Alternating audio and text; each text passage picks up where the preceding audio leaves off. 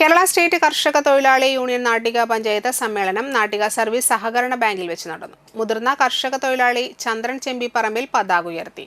KSKTU Thrissur ജില്ലാ vice president മല്ലിക ചാത്തുക്കുട്ടി സമ്മേളനം ഉദ്ഘാടനം ചെയ്തു. KSKTU Nattika panchayat vice president Roshni Prashanth അധ്യക്ഷത വഹിച്ചു.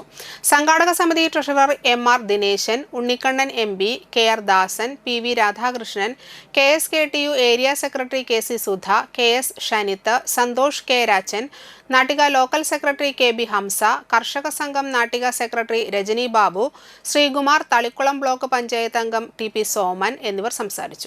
സമ്മേളനത്തിൽ പഴയകാല കർഷക തൊഴിലാളികളെ ആദരിച്ചു. 25 അംഗ കമ്മിറ്റിയെയും 11 അംഗ എക്സിക്യൂട്ടീവ് കമ്മിറ്റിയെയും സമ്മേളനം തെരഞ്ഞെടുത്തു. TV ശ്രീജിത്തിനെ പ്രസിഡന്റായും PV രാധാകൃഷ്ണനെ സെക്രട്ടറിയായും KR ദാസനെ ട്രഷററായും സമ്മേളനം തെരഞ്ഞെടുത്തു. കഴിഞ്ഞ 3 വർഷക്കാലത്തെ പ്രവർത്തന റിപ്പോർട്ടുകൾ വിലയിരുത്തിക്കൊണ്ട് വരും കാലങ്ങളിലുള്ള സംഘടനാപരമായിട്ടുള്ള നേതൃത്വം കൊടുക്കുന്ന ക്യാമ്പയിൻ പരിപാടികൾ ഏറ്റെടുത്തുകൊണ്ട് നമ്മുടെ സംഘടനയെ കൂടുതൽ ശക്തമായി പ്രവർത്തിക്കുന്നതിന് വേണ്ടിയിട്ടാണ് ഇന്ന് നമ്മളെല്ലാവരും ഇത്തരത്തിൽ ഒത്തുകൂടിയിട്ടുള്ളത്.